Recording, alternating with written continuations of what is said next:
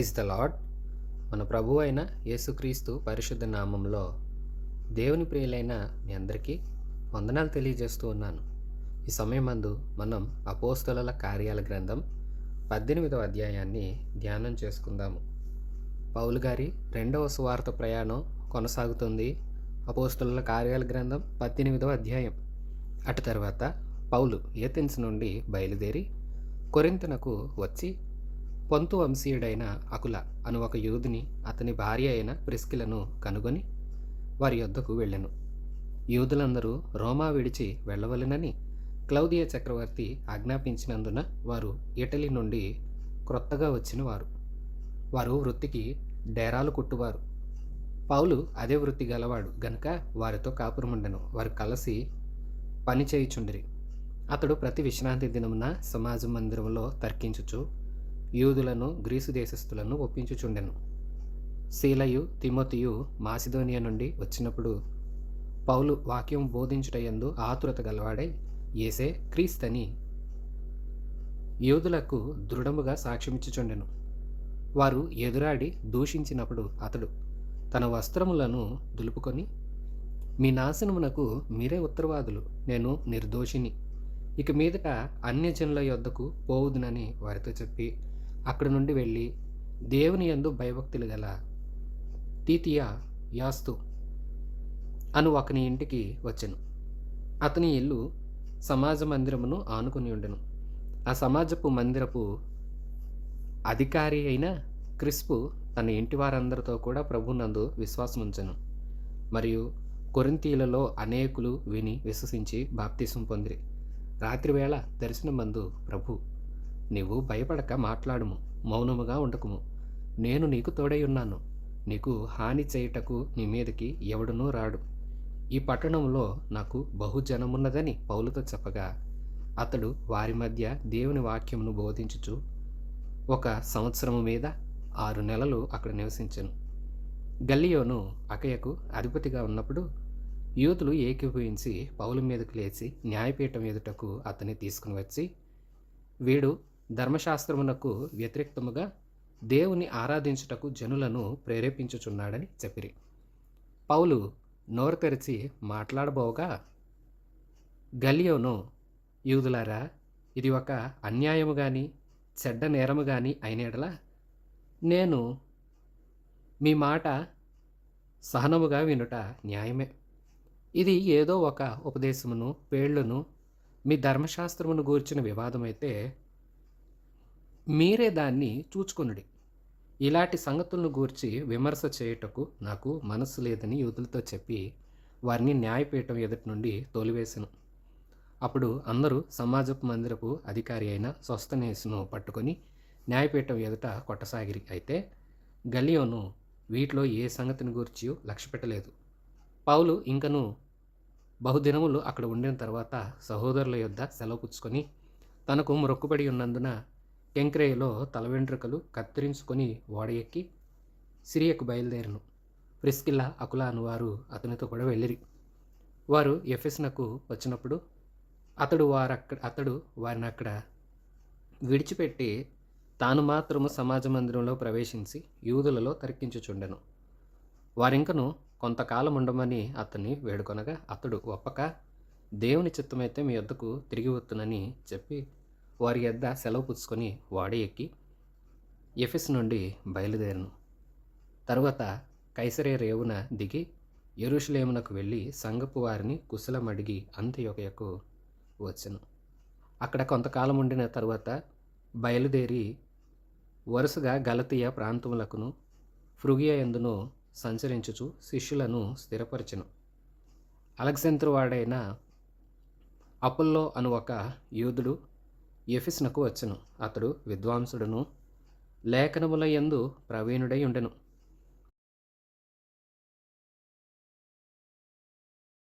అతడు ప్రభువు మార్గము విషయమై ఉపదేశము పొంది తన ఆత్మయందు తీవ్రపడి యోహాను బాప్తిస్మము మాత్రమే తెలుసుకున్న వాడై యేసును గూర్చిన సంగతులు వరుసగా చెప్పి బోధించుచు సమాజ మందిరంలో ధైర్యముగా మాట్లాడను ఆరంభించెను. ప్రిస్కిల్లా అకులయు విని అతని చేర్చుకొని దేవుని మార్గమును మరి పూర్తిగా అతనికి విసిదపరిచిరి. తరువాత అతడు అకయకు పోదలిచినప్పుడు అతనిని చేర్చుకొనవలెనని సహోదరులకు ప్రోత్సాహపరచుచు అక్కడి శిష్యులకు వ్రాసిరి. అతడు అక్కడికి వచ్చి కృపచేత విశ్వసించిన వారికి చాలా సహాయం చేసెను. యేసు క్రీస్తు అని లేఖనముల ద్వారా అతడు దృష్టాంతపరచి యూదుల వాదమును బహిరంగముగాను గట్టిగాను ఖండించుచు వచ్చెను. ప్రియ విశ్వాసులారా, పౌలు గారి సువార్త ప్రయాణం కొనసాగుతుంది. ఇది 2వ సువార్త ప్రయాణం. ఈ సువార్త ప్రయాణం 15వ అధ్యాయం ఆఖరి నుంచి మనం ప్రారంభమైనట్లుగా చూస్తాము.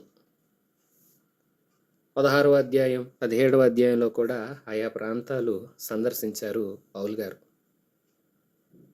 ఆయా ప్రాంతాలు తిరిగిన మీదట దేవుని కృపను గురించి, ఆయన యొక్క రాజ్య స్వార్థను గురించి, ప్రత్యేకించి యేసుక్రీస్తు పునరుత్థానాన్ని గురించి సాక్ష్యం ఇస్తూ అనేక ప్రాంతాలు సంచరిస్తూ ఉన్నారు. ప్రభువునందు విశ్వసిస్తున్నారు అనేకులు పౌలు గారి మాటలు వినటం చేత.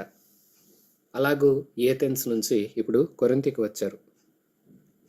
కొరింథీ పట్టణం ఇది రోమా ప్రభుత్వం ఆధీనంలో ఉన్న పట్టణాలు అన్నింట్లో ఎక్కువ పాపభూయిష్టమైన పట్టణం అని చెప్పవచ్చు. ఇక్కడ పెద్ద పెద్ద గుళ్ళు, అలాగే ఇతరేతర కార్యక్రమాలకు సంబంధించినవి కూడా విస్తారంగా ఉన్నాయి. మద్యపానం, వ్యభిచారం, జూదం ఇలాంటి చెడు వ్యసనాలతో బహుగా నిండిపోయిన పట్టణం. ఈ ప్రాంతంలో ఉన్న గుళ్ళో దేవదాసీలు సేవ పేరుతో వ్యభిచారం చేసేవారని కూడా చరిత్రకారులు అభిప్రాయపడుతున్నారు. అంటే ఆరాధన పేరుతోనే వ్యర్థమైన కార్యక్రమాలు జరిగే స్థలం ఈ కొరింథీ పట్టణం.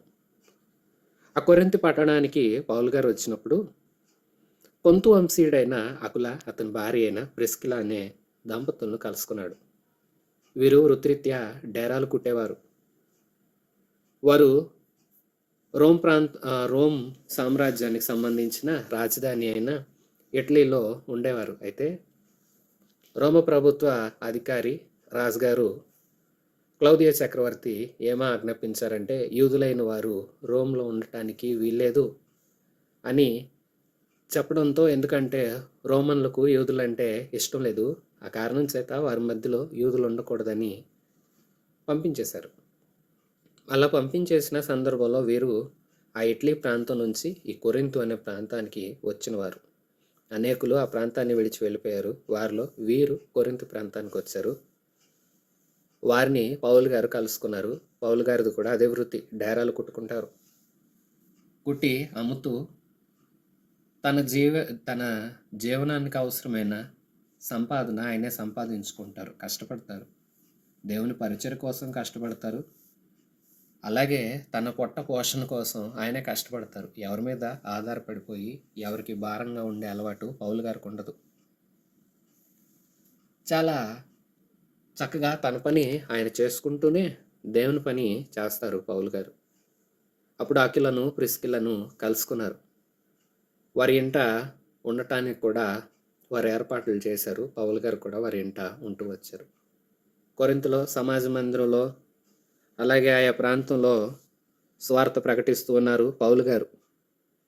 అలాగూ ప్రతి విశ్రాంతి దినమున పౌలు గారు సమాజ మందిరంలో తర్కిస్తూ యూదులను, గ్రీసు దేశస్థులను ఒప్పించడం మొదలుపెట్టారు. యేసుక్రీస్తు ప్రభువాని, ఆయన గురించిన విశేషాలు, ఆయన పునరుత్థానాన్ని గురించి బలముగా ప్రకటించి సాక్ష్యం ఇస్తూ దేవుని వైపు తిరిగేలాగా, వారు కూడా తమ నోటితో క్రీస్తే ప్రభు అని ఒప్పుకునేలాగా వాక్య పరిచర్య జరిగిస్తూ, వారి అనుమానాలన్నింటినీ తొలగిస్తూ, లేఖనాలను అనుసరించి బోధ చేస్తూ ఉంటుంటే అనేకులు వింటున్నారు, విశ్వసిస్తూ ఉన్నారు. అలాగే సీలా, తిమోతి మాసిదోనియా నుండి పౌలు దగ్గరికి వచ్చారు. వారు వచ్చి ఆయా ప్రాంతాల్లో వారు సంచారం చేసి వచ్చిన, అలాగే పౌలు గారు చేసి వెళ్ళిన సువార్తకు పరిచర్యకు సంబంధించిన సేవా నివేదికను తీసుకొని వీరిరువురు కూడా వచ్చి మరలా పౌలు గారిని కలుసుకున్నారు. వాళ్ళు వచ్చి చూసేసరికి పౌలు గారు ఎంతో ఆతురంగా, ఆశగా యేసే క్రీస్తని యూదులకు దృఢముగా సాక్ష్యం ఇవ్వటం కనిపించారు. వాళ్ళు చాలా సంతోషించారు. పౌలు గారు కూడా వీరిని చూసి చాలా సంతోషించారు. అయితే ఏథెన్స్‌లో, లుస్త్రలో, తెస్సలోనికలో అలాగూ ప్రాంతం ఏదని కాదు గాని, ఆయన ఏ ప్రాంతం వెళ్ళి సువార్త పరిచర్య చేసినా దేవుని మహాకృపను బట్టి యూదులు విశ్వసిస్తున్నారు. అన్యులైన వారు కూడా, ఇతరులైన వారు కూడా ప్రభు వైపుకు తిరుగుతున్న వారు ఉన్నారు. అయితే ప్రతి చోట వ్యతిరేకించేవారు కూడా ఉన్నారు. వారిలో కొందరు యూదులు ఎదురాడారు, దూషిస్తున్నారు పౌలు గారిని, ఇబ్బందులు పెడుతున్నారు. అలా చేస్తున్నప్పుడు ఆయన ఏం చేశారంటే తన వస్త్రాలు దులిపేసుకొని, మీ నాశనానికి మీరే ఉత్తరవాదులు, నేను నిర్దోషిని, నేను దేవుని పరిచర్యలో ఉన్నాను, నేను ఆయన వార్తలు మాత్రమే ప్రకటిస్తున్నాను. వింటున్న విశ్వాసులారా, మనం కూడా ప్రభు సన్నిధిలో నిర్దోషులముగా ఉండాలి, నిందారహితులముగా ఉండాలి. దేవుని దృష్టికి మనం నిర్దోషులం అవ్వాలి.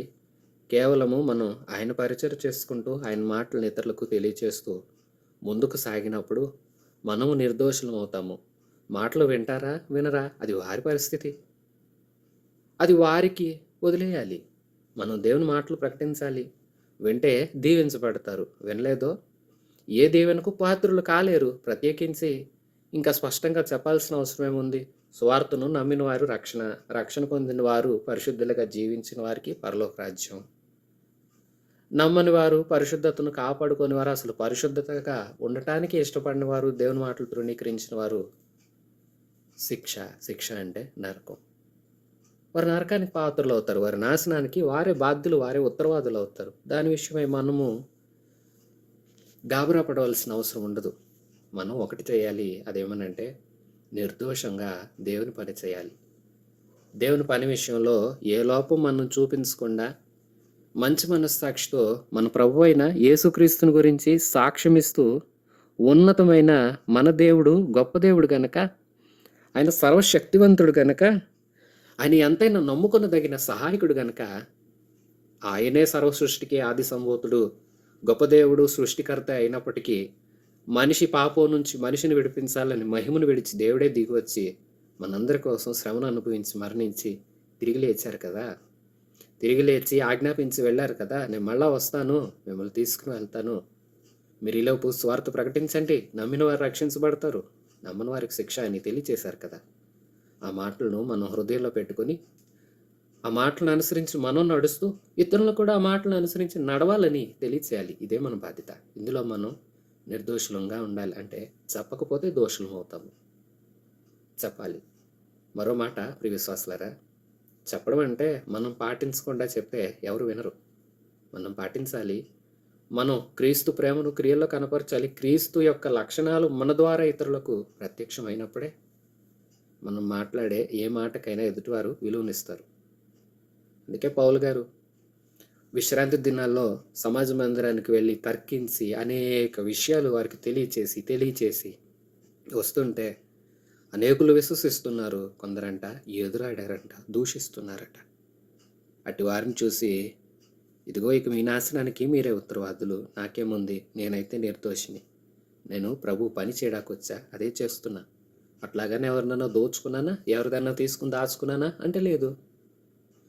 నేనే ఇంకా నా జీవితాన్ని గడుపుకోవడానికి నాకు అవసరమైన ఆర్థిక సహాయం కోసం నేను ఎవరి దగ్గర చేయి చాచకుండా నేనే పని చేసుకుంటున్నాను. ఇందులో కూడా నేను దోషిని కాను. లేదా మీరు అంటారా డబ్బు కోసమని, అట్లాగైతే నేను ఎవరి దగ్గర డబ్బులు తీసుకున్నాను, నా పని నేను చేసుకుంటున్నాను కదా. ఈ లెక్కన అలాగని ఏమన్నా మోసాలు చేసి ఈ సేవ పరిచయను అడ్డు పెట్టుకుని వ్యర్థమైన కార్యాల్లో నేనున్నానా? వేట్లోనూ లేను. కాబట్టి నేను నిర్దోషిని. మీకు మీరే బాధ్యులు. నేనైతే ఇక అన్యుల దగ్గరికి వెళ్ళిపోతున్నాను అని చెప్పి అక్కడ నుండి కొంత దూరం వెళ్ళారు. అక్కడ భక్తిగల తీతియ యూస్తు అను ఒకని ఇంటికి వచ్చారు. అతని ఇల్లు సమాజ మందిరాన్ని ఆనుకునుంది. అక్కడ కొంతకాలం ఉన్నారు. కొరింథీ ప్రాంతంలో ఇంచుమించు 18 నెలలు పరిచయం చేశారు. 2వ సువార్త ప్రయాణంలో అలాగే 3వ సువార్త ప్రయాణంలో కూడా ఈ కొరింథీని దర్శించారు. కొరింథీలో దేవుడే చెప్తారు. ఆయన అలాగూ ప్రభువే పౌలు గారికి ఆజ్ఞ ఇచ్చారు. ఏమనంటే, పౌలా మాట్లాడకుండా మౌనంగా ఉండొద్దు, మాట్లాడు. ధైర్యంగా మాట్లాడు, నేను నీకు తోడై ఉన్నాను, ఈ ప్రాంతంలో బహుజనము నాకున్నది అని దేవుడు చెప్పారు. ఆ మాటను ఆధారం చేసుకొని ఇంకా బలంగా ప్రచురం చేస్తూ వచ్చారు. నువ్వు భయపడొద్దు, మాట్లాడు.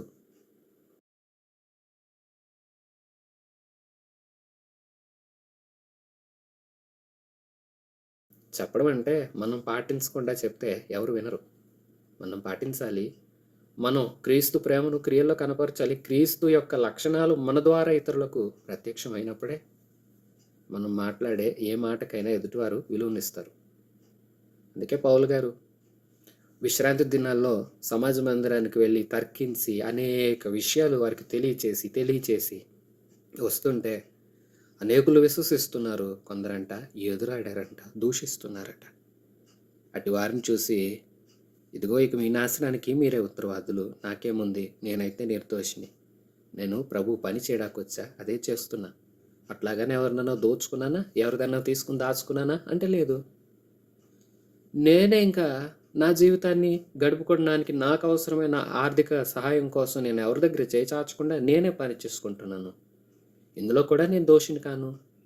లేదా మీరు అంటారా డబ్బు కోసమని? అట్లాగైతే నేను ఎవరి దగ్గర డబ్బులు తీసుకున్నాను? నా పని నేను చేసుకుంటున్నాను కదా. ఈ లెక్కన అలాగని ఏమన్నా మోసాలు చేసి ఈ సేవ పరిచయను అడ్డు పెట్టుకుని వ్యర్థమైన కార్యాల్లో నేనున్నానా? వేట్లోనూ లేను. కాబట్టి నేను నిర్దోషిని. మీకు మీరే బాధ్యులు. నేనైతే ఇక అన్యుల దగ్గరికి వెళ్ళిపోతున్నాను అని చెప్పి అక్కడ నుండి కొంత దూరం వెళ్ళారు. అక్కడ భక్తిగల తీతియ యూస్తు అని ఒకని ఇంటికి వచ్చారు. అతని ఇల్లు సమాజ మందిరాన్ని ఆనుకునుంది. అక్కడ కొంతకాలం ఉన్నారు. కొరింథీ ప్రాంతంలో ఇంచుమించు 18 నెలలు పరిచర్య చేశారు. 2వ సువార్త ప్రయాణంలో అలాగే 3వ సువార్త ప్రయాణంలో కూడా ఈ కొరింథీని దర్శించారు. కొరింథీలో దేవుడే చెప్తారు. ఆయన అలాగూ ప్రభువే పౌలు గారికి ఆజ్ఞ ఇచ్చారు. ఏమనంటే, పౌలా, మాట్లాడకుండా మౌనంగా ఉండొద్దు, మాట్లాడు, ధైర్యంగా మాట్లాడు, నేను నీకు తోడై ఉన్నాను, ఈ ప్రాంతంలో బహుజనము నాకున్నది అని దేవుడు చెప్పారు. ఆ మాటను ఆధారం చేసుకొని ఇంకా బలంగా ప్రచురం చేస్తూ వచ్చారు. నీవు భయపడొద్దు, మాట్లాడు, మౌనంగా ఉండొద్దు, నేనే నీకు తోడై ఉన్నాను సాక్షాత్తు దేవుడే చెప్పేసరికి ఏ హాని చేయుటకు ఎవరు నీ మీదకు రాలేరు. ఈ పట్టణంలో నాకు బహుజనం ఉన్నదని ప్రభు ఆజ్ఞాపించారు. ఆ ఆజ్ఞను అనుసరించిన పౌలు ఇంకా బలంగా పరిచర్య చేశాడు. ఆ సమాజపు మందిరపు అధికారి అయిన క్రిస్పు ఇంటి వారందరితో కూడా ప్రభునందు విశ్వాసం ఉంచిన వ్యక్తి.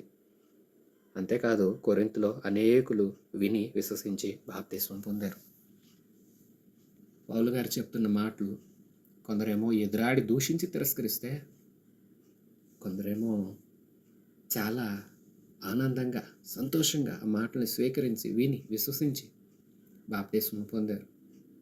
దేవుడు కూడా నేను నీకు తోడై ఉన్నా, భయపడకని చెప్పిన ఆ అభయవాక్కు పౌలు గారికి ఎంతో ధైర్యం ఇచ్చింది. ఇంకా బలమైన పరిచర్య చేశాడు.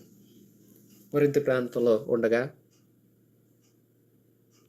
ఆ వాక్యానికి స్పందన ఎలాగైతే వస్తూ ఉందో, దేవుని వాక్యం బోధించుచు 1 సంవత్సరం మీద 6 నెలలు ఆయన అక్కడ పరిచర్య చేస్తూ ఉంటే, పరిచర్య చేస్తూ ఉన్న దినాలలో గల్లియోను అనే ఒక ఆయన అకయకు అధిపతిగా ఉన్నప్పుడు యూదులు ఏకీభవించి పౌలు మీదకు లేచారు.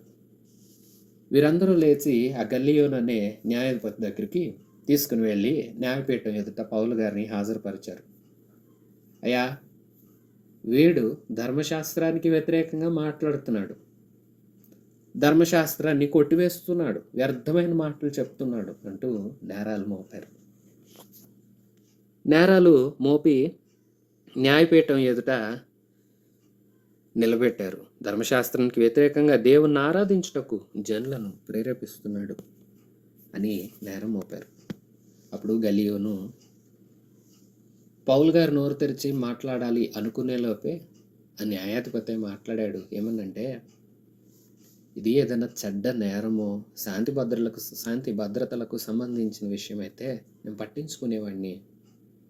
ఇది ఉపదేశానికి సంబంధించింది, ఇది దేవుని పేర్లకు సంబంధించింది, ఈ విషయాల్లో నేను కలగజేసుకోను.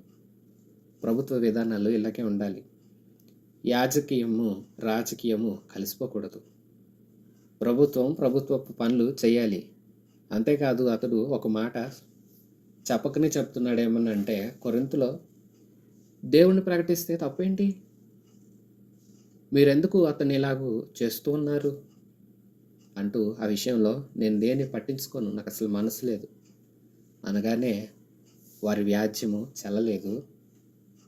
ఇక వారు ఆ కోపాన్ని వేరే వ్యక్తి మీద చూపిస్తూ ఉన్నారు. కానీ అధికారి అయితే ప్రకటిస్తే ప్రకటించనివ్వండి, అతడు చెడ్డ నేరం చేయలేదు కదా అన్నట్లుగా విడిచిపెట్టేశాడు. ఎందుకంటే దేవుడు చెప్పాడు కదా, నువ్వు మాట్లాడు, నీకు భయమేం లేదు. చూసారా, దేవుని మాటకు విధేయులమై లోబడి దేవుని పని చేస్తే ప్రతి ఆటంకాన్ని ప్రభువే తొలగిస్తారు. కొరింథీలో ఇలాంటి అనుభవాలు ఎదురయ్యాయి. 18 నెలల పాటు కొరింథీలో పరిచర్య చేశారు. పరిచర్య ఫలితాలు ఇలాగున్నాయి. అనేకులు విశ్వాసం ఉంచారు, దేవుని యందు భయభక్తులు కలిగి బాప్తిస్మం పొందారు. కొందరు ఎదురాడారు, దూషించారు. కొందరైతే ఏకీభవించి పౌలు గారిని న్యాయపీఠం ఎదుట హాజరుపరిచారు. న్యాయపీఠం ఎదుట వారు గెలవలేకపోయారు.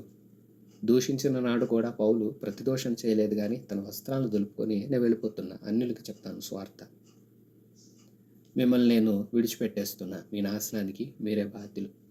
వినవారే రక్షించబడతారు, వినని వారు శిక్షకు పాత్రలే. ఈ మాట మనం ఎప్పుడు గమనించాలి. మరి ప్రియవిశ్వాసి, నువ్వు వాక్యాన్ని శ్రద్ధగా వింటున్నావా? వింటే రక్షింపబడతావు. నీ రక్షణను కొనసాగించగలుగుతావు, కాపాడుకోగలుగుతావు. రక్షణ వస్త్రం మలినం చేసుకోకుండా కాపాడుకోవాలి రక్షింపబడని వారు వినుట చేత విశ్వాసాన్ని పొందుకొని ప్రభువును విశ్వసించి పాపాలు విడిచిపెట్టి మనసు మార్చుకొని బాప్తిస్మం పొందాలి. ఇది ప్రతివారు చేయవలసిన కార్యమే. ఇందులో మినహాయింపు లేదు. అందరూ రక్షణ పొందాలి, అంతటా మారు మనసు పొందాలి, అందరూ పాప క్షమాపణ పొందుకోవాలి. రక్షణ ఆనందాన్ని ప్రతివారు అనుభవించినట్లుగా ప్రభు ఇచ్చు రక్షణను ప్రతివారు పొందుకోవాలి. మరోసారి చెప్తున్నాను, రక్షింపబడిన వారు మీ రక్షణను క్రీస్తు దినం వరకు కొనసాగించాలి. మలిన వస్త్రం అవ్వకుండా మీ రక్షణ వస్త్రాన్ని కాపాడుకోవాలి. ప్రభు ఇచ్చిన రక్షణను కొనసాగించుకుంటూ కాపాడుకుంటూ ఏ వ్యర్థమైన వాటిలో పడిపోకుండా, పరిశుద్ధతను పాడు చేసుకోకుండా ప్రభువుకి సాక్షులుగా సమాజం ఎదుట ప్రభువును ప్రకటించే పత్రికలుగా మనం ఉండాలి. కొరింథీలో పౌలు గారు అదే చేశారు. కష్టాలు, నష్టాలు, పరిస్థితులు ఎదురవ్వచ్చు. మనం అయితే దేవుని పని నమ్మకంగా చేయాలి. అంటారు కదా, నేను నిర్దోషిని. ప్రభు కూడా అంటారు, నువ్వు పని చేయి, నేను నీకు తోడుగా ఉన్నాను. నాకు ఇక్కడ చాలామంది జనం ఉన్నారు. నిజమే, వింటున్న విశ్వాసులారా, ప్రభు ఎందరిని కోరుకుంటున్నాడో అందరూ ఆయనకు కావాలి. అందరి కోసం ఆయన మహిమను విడిచి ప్రాణత్యాగం చేశారు కదా. మనందరి కోసం ఆయన మరణించి తిరిగి లేచాడు కదా. మరి ఆయన యొక్క ప్రాణత్యాగాన్ని గురించి నువ్వు అనేకులకు తెలియచేస్తూ ఉన్నావా? తెలియచేసి వారు కూడా ప్రభువును గుర్తించి ప్రభువులోకి వచ్చేటట్లుగా వారిని నడిపిస్తున్నావా? వింటారో వినరో, కానీ నువ్వు చెప్పాలి కదా. భయపడకుండా తెలియచేయాలి, చక్కగా తెలియచేయాలి, స్పష్టంగా మాట్లాడాలి, ప్రభువుని గురించి ప్రకటించాలి. పౌలు గారు ఇక కొరింథీ ప్రాంతాన్ని విడిచిపెట్టి ముందుకు తన యాత్రను కొనసాగిస్తూ వచ్చారు. తన పరిచర్య ఇంకను జరిగించవలసిన స్థలాలు ఉన్నాయి. అందుకోసం ఆయన ఆ ప్రాంతం దగ్గర నుంచి ముందుకు కొనసాగారు. పౌలు ఇంకా బహుదినాలు అక్కడ ఉండిన తర్వాత సహోదరుల యొద్ద సెలవు పుచ్చుకున్నారు. తనకు మ్రొక్కుబడి ఉన్నందున కెంక్రేలో తల వెంట్రుకలు కత్తిరించుకొని ఓడ ఎక్కి సిరియాకు బయలుదేరను. ప్రిస్కిల్లా అకులా అను వారు కూడా ఆయనతో వెళ్ళారు. వీరందరూ కలిసి ఎఫెస్కు వచ్చారు. కొరింథీ నుండి పౌలు గారు ముందుకు కొనసాగుతున్నారు. పౌలు గారు ఏంటి, వెంట్రుకలు కత్తిరించుకోవడం మ్రొక్కుబడి ఉంది అంటున్నారా? ప్రియశ్వాసులారా, పౌలు గారు యూదులను స్వార్థ ద్వారా దేవునిలోకి తీసుకుని రావాలని, అన్యులను కూడా దేవునిలోకి నడిపించాలని ఎంతో ఆశ. అన్యులకు రక్షణార్థముగా వెలుగుగా ప్రభు పౌలు గారిని నియమించారు. అయితే తన వారైన యూదులు నశించిపోవడం కూడా ఇష్టం లేదు. అందుకే యూదులందరికీ ఒక విషయాన్ని చెప్తారు. ఏమనంటే, నేను యూదుడినే, యూదులకి ఇవ్వబడిన ధర్మశాస్త్రం నేను పాటిస్తాను, అందుకు నేనేమి వ్యతిరేకిని కాను, నేను క్రీస్తుని ప్రకటిస్తున్నాను. క్రీస్తు ఎవరు? ధర్మశాస్త్రాన్ని అనుగ్రహించిన తండ్రి యొక్క కుమారుడు కదా, లేఖనాల్లో ఆయన గురించిన ప్రత్యక్షత ఉంది కదా అంటూ వారందరికీ తెలిసేలాగా యూదులను పోగొట్టుకోవడానికి కూడా ఇష్టపడరు. అలాగని అన్యులకు సువార్త చెప్పే విషయంలో అభ్యంతరపడరు. ఎందుకంటే దేవుడు అన్యుల్ని అలాగే యూదుల్ని అందరినీ రక్షించే ఉద్దేశం గలవాడని ఎరిగినవాడు. అందుకోసమే ఎలాగైనా తన వారిని కాపాడుకోవాలని, అన్యుల్ని కాపాడుకోవాలని పౌలు గారు ప్రయత్నాలు చేసేవారు. ఎందుకంటే పలు సందర్భాల్లో ఆయన మాట్లాడుతూ ఉండేవారు. పత్రికల్లో మనం చదివితే, నేను వారు యూదులా, నేను యూదుడినే, వారు గ్రీసు దేశస్తులా, నేను గ్రీసు దేశస్తున్నే. అంటే ఏమని అంటారంటే, ఏ ప్రాంతానికి వెళ్ళినా వాళ్ళకి ఆయన సొంతం అన్నట్లుగా, అలాగని వాళ్ళ ఆచారాలలో, విగ్రహారాధనలో, వాళ్ళ మత నియమాల్లో ఆయన ఉండరు.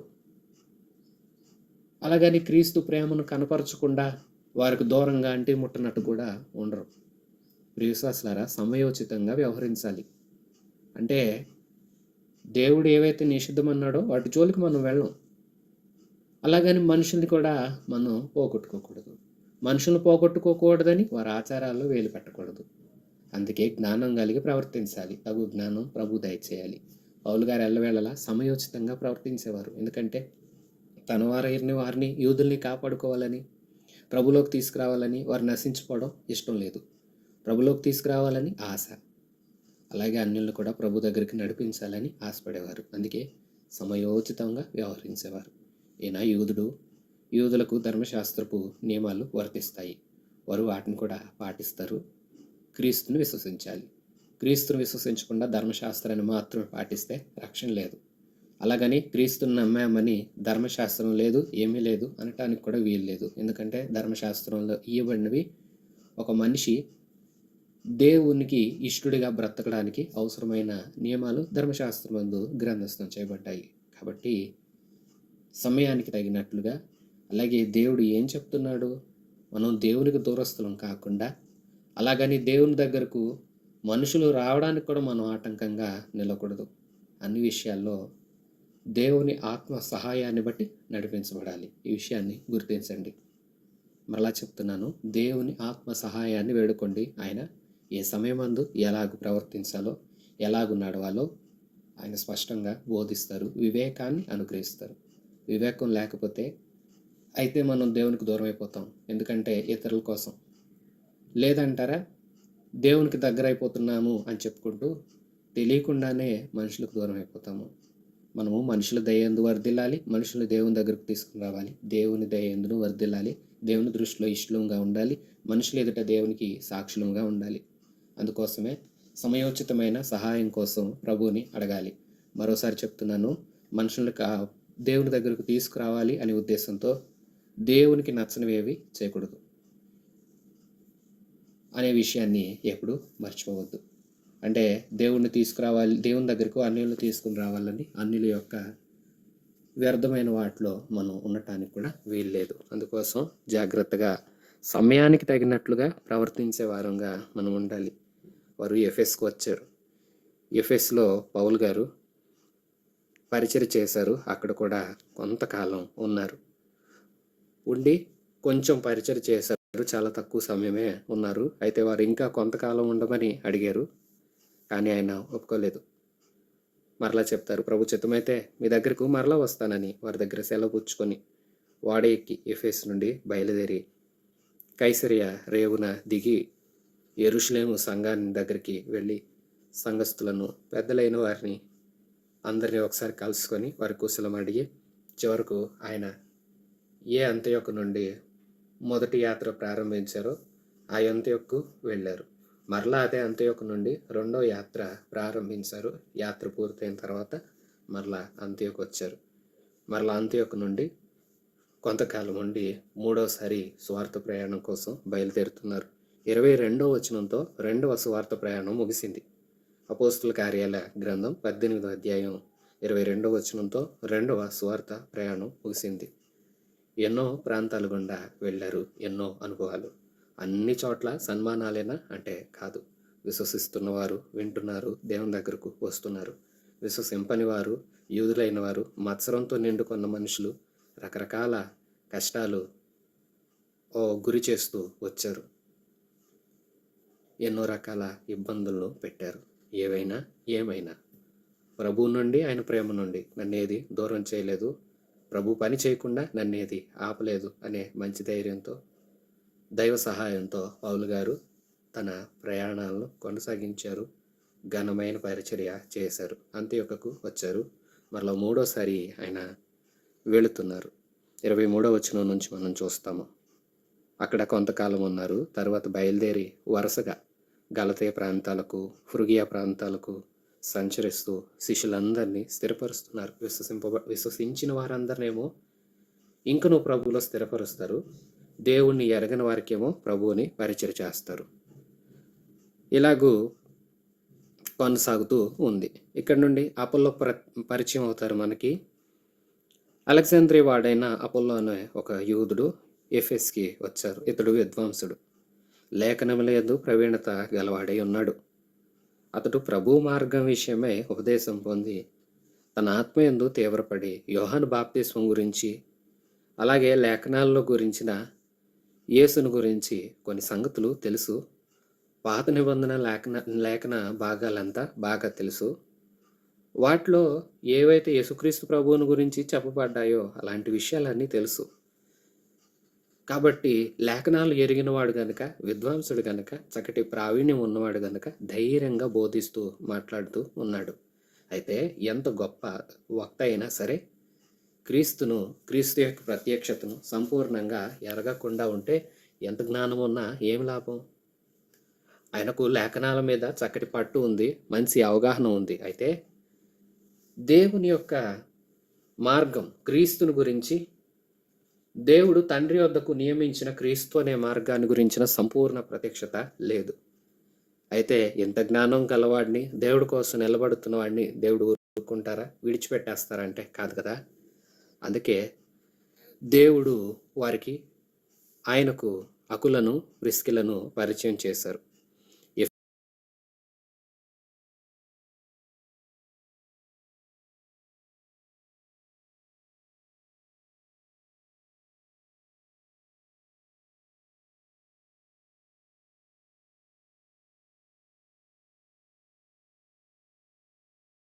సాగుతూ ఉంది. ఇక్కడ నుండి అపోల్లో పరిచయం అవుతారు మనకి. అలెగ్జాంద్రియా వాడైన అపోల్లో అనే ఒక యూదుడు ఎఫెస్కి వచ్చారు. ఇతడు విద్వాంసుడు, లేఖనములందు ప్రవీణత గలవాడై ఉన్నాడు. అతడు ప్రభు మార్గం విషయమై ఉపదేశం పొంది తన ఆత్మయందు తీవ్రపడి యోహాను బాప్తిస్మం గురించి, అలాగే లేఖనాల్లో గురించిన యేసును గురించి కొన్ని సంగతులు తెలుసు. పాత నిబంధన లేఖన భాగాలంతా బాగా తెలుసు.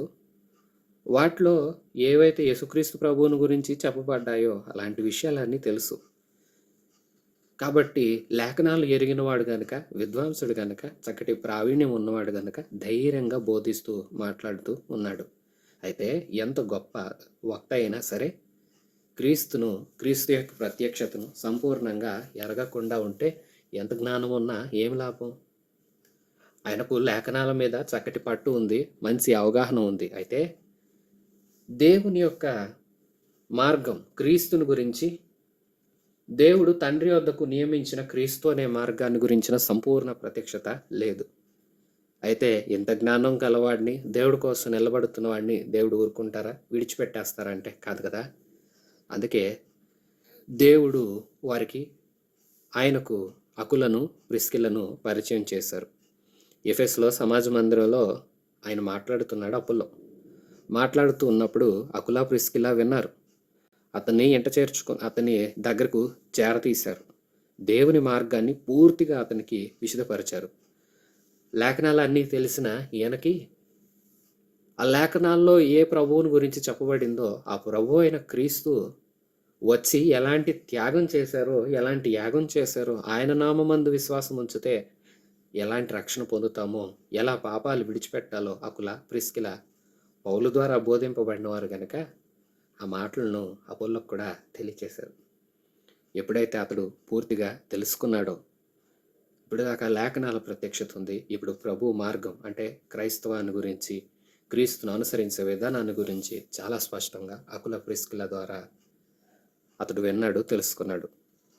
అతడు అకయకు పోదలిచినప్పుడు అతన్ని చేర్చుకునే వాళ్ళని సహోదరులను ప్రోత్సాహపరుస్తూ అక్కడి శిష్యులకు వ్రాసి పంపించారు. అతడు అక్కడికి వచ్చాడు. అకయ ప్రాంతానికి వచ్చి కృపచేత, దేవుని కృపచేత నింపబడిన వాడే విశ్వసించిన వారికి చాలా సహాయం చేసి యేసే క్రీస్తని లేఖనాల ద్వారా అతడు ఇప్పుడు దృష్టాంతములను పరచి యూదుల వాదమును బహిరంగముగా గట్టిగా ఖండిస్తూ వచ్చాడు. అకయ ప్రాంతానికి వెళ్ళాడు. ఎప్పుడైతే అకుల ప్రిస్కిల ద్వారా ఇంకను ప్రభువుని గురించిన సంపూర్ణ ప్రత్యక్షత, దైవ మార్గం గురించి సంపూర్ణ జ్ఞానం అతనికి దొరికిందో, అతడు ఇప్పుడు లేఖనాలను బలంగా చెప్పడమే కాదు, గొప్ప జ్ఞానంతో పాండిత్యంతో చెప్పడమే కాదు, ఇప్పుడు ఖండితంగా ఖచ్చితంగా వాళ్ళ వాదాలతో ఏకీభవించకుండా అసలు క్రీస్తు ఏమై ఉన్నారు, ఆయన గురించిన లేఖనాలు ముందు ఆయనకి కొంత అవగాహన ఉంది. ఎప్పుడైతే క్రీస్తుని గురించిన ప్రత్యక్షత ఈ దంపతుల ద్వారా కలిగిందో అప్పుడు అతని మనోనేత్రాలు వెలిగించబడి యేసుక్రీస్తుని గురించిన ఉన్న అన్ని లేఖన భాగాలు ఇంకా చక్కగా గ్రహించగలిగాడు. ఎప్పుడైతే అలా గ్రహించగలిగాడో ఇప్పుడు యూదులతో వాదించి మరి ఖండితంగా యేసుక్రీస్తు ప్రభువుని గురించి స్పష్టంగా చెప్తున్నాడు. యేసే క్రీస్తు, వారు క్రీస్తు అనే ఆయన వస్తారు, రాజ్యాన్ని స్థాపిస్తారు అనే లేఖన భాగాలు యందు విశ్వసించి క్రీస్తు వస్తారని ఎదురు చూస్తున్నారు. ఆయన రెండోసారి రాజుగా వస్తారు. మొదటిసారి లోక పాపములను మోసుకుని పోయే దేవుని గొర్రెపిల్లగా బలి అవటానికి వస్తారు అన్న విషయాలు వారందరికీ స్పష్టమైన అవగాహనలో లేవు. ఈయన కూడా క్రీస్తు వస్తారు అనే విషయాల గురించి సంపూర్ణ అవగాహన ఉంది, కానీ యేసుని గురించిన ప్రత్యక్షత, యేసే క్రీస్తు అన్న విధానం ఆయనకి అకుల ప్రిస్కిల ద్వారా ఎప్పుడైతే తెలిసిందో అన్నాడు ఇంకా బలంగా వాదించడానికి నిలబడ్డాడు. వింటున్న విశ్వాసులారా, యేసే క్రీస్తు లోక పాపములను మోసుకొని పోయిన దేవుని గొర్రెపిల్లగా వచ్చి అందరి కోసం సాత్వికుడిగా, దీన మనసు గలవాడిగా అన్యాయపు తీర్పు పొంది మనందరి కోసం తన ప్రాణాన్ని పెట్టి తన అమూల్యమైన రక్తం చిందించిన ఈ యేసే త్వరలో రాబోతున్న క్రీస్తు మెస్సయ్య. అప్పుడు రాజుగా వస్తాడు. ప్రాణ త్యాగం చేయడానికి వచ్చాడు, చేశాడు. రక్షణ మార్గాన్ని ఏర్పాటు చేశాడు. రక్షణ మార్గమందు చేరి ఆ రక్షణ మార్గంలో ప్రవేశించి దాని గుండా నడుస్తూ పరిశుద్ధతను కాపాడుకుంటూ ఎవరైతే ప్రభుకి సాక్షులుగా వారు మారి ఇతరులకు దేవుని సాక్ష్యాన్ని గురించి తెలియచేసి ఇతరులను ప్రభు దగ్గరికి నడిపిస్తారో అటు వారందరినీ ఏలేడి మహారాజుగా మరల రాబోతున్నాడు. రక్షణ ఇవ్వటానికి ఒకసారి వచ్చాడు, రాజ్యం చేయడానికి రాజుగా రాబోతున్నాడు. రాజైన రక్షకుడైన యేసుక్రీస్తు ప్రభువుని విశ్వాసి నీ సొంత రక్షకుడిగా నీవు అంగీకరించావా? ఈ అధ్యాయంలో పౌలు గారు ఏథెన్స్ నుంచి కొరింథీ వెళ్ళారు. కొరింథీలో ప్రభువుని గురించి ప్రకటించారు. ఎదురాడిన వారి దగ్గర వస్త్రాలు దులుపుకొని మీ నాశనానికి మీరే ఉత్తరవాదులు అన్నారు. అలాగని ఇతరులకు చెప్పకుండా ఏమీ మౌనంగా ఉండలేదు. ప్రభు చెప్పారు, నువ్వు మాట్లాడు, ఇక్కడ నాకు చాలా జనం ఉన్నారు, నేను నీకు తోడు అన్నప్పుడు బహు ధైర్యంగా నిలబడ్డారు. 18 నెలల పాటు పరిచయం చేశారు. కొందరు ఏకీవించి న్యాయపీఠం ఎదుటకు తీసుకెళ్ళిన, దూషించిన, ఎలాంటి పరిస్థితులు కల్పించిన అన్ని పరిస్థితుల్లో ప్రభువుని గురించి సాక్ష్యం ఇస్తూ నిలబడ్డాడు. చక్కటి పరిచయం చేసి అక్కడి నుంచి ఎఫెస్కి వెళ్ళి ఎఫెస్ నుంచి మరలా అంతియోకు వెళ్ళారు. అంతియోకు నుండి మరలా బయలుదేరి ఇప్పుడు 3వ స్వార్థ ప్రయాణం చేస్తూ ఉన్నారు. ఫ్రుగియా, గలతియా ప్రాంతాల్లో ప్రభువును విశ్వసించిన దేవుని శిష్యులైన వారందరినీ ఇంకనూ స్థిరపరుస్తూ బలపరుస్తూ ఉన్నారు. అలాగే ఈ అధ్యాయంలో అపోల్లో మనకు కనిపిస్తున్నారు. అపోల్లో విద్వాంసుడు, లేఖనాలు ఎరిగినవాడు. ఎఫెస్లో ప్రకటిస్తుంటే అకుల ప్రిస్కిల ఆయనతో మాట్లాడి యేసుక్రీస్తు ప్రభువుని గురించి ఆయనకు సంపూర్ణ అవగాహన కలిగేలాగా చేస్తే ఆ అవగాహనతో నిండిన వాడే అకయ ప్రాంతానికి వచ్చి ఇంకా బలంగా ప్రసంగిస్తూ ఉన్నాడు. మరి ప్రియశ్వాసి, నీవు కూడా ఈ యేసయ్యను గురించి ఎరుగుదువు కదా, నీకు తెలుసు కదా. నీకు తెలిసిన ఈ ప్రభువుని గురించి నీవు కూడా ఇతరులకు తెలియజేస్తున్నావా? నీవు మారు మనసు పొందావా? రక్షింపబడ్డావా? ఆయనకు సాక్షిగా జీవిస్తున్నావా? యేసే క్రీస్తు, రక్షణ అందించడానికి వచ్చిన ఈ యేసే రారాజుగా రాబోతున్నాడు. రక్షింపబడ్డావో ఆయన రాజ్యంలో ఆయనతో కూడా యుగ యుగాలు ఉంటావు. ఇంక నువ్వు రక్షణ పొందలేదా? అయితే ప్రభువు నిన్ను పిలుస్తూ ఉన్నాడు. ఇదే అనుకూల సమయం ఇదే, రక్షణ దినం. ఈ దినాన్ని నువ్వు ప్రభువును విశ్వసించి రక్షణ పొందు. ప్రభు అలాంటి కృప మనందరికి అనుగ్రహించి ఈ మాటలో ప్రతి వారి హృదయాలు స్థిరపరిచి ఆయన రాకడకు మనందరినీ సిద్ధపరచునుగాక. ఆమెన్. మన ప్రభు అయిన యేసయ్య కృప, తండ్రి అయిన దేవుని పరమప్రేమ, పరిశుద్ధాత్మ దేవుని అన్యోన్య సహవాసం మనందరికీ సదాకాలం తోడే ఉండి నడిపించునుగాక. ఆమెన్. God bless you.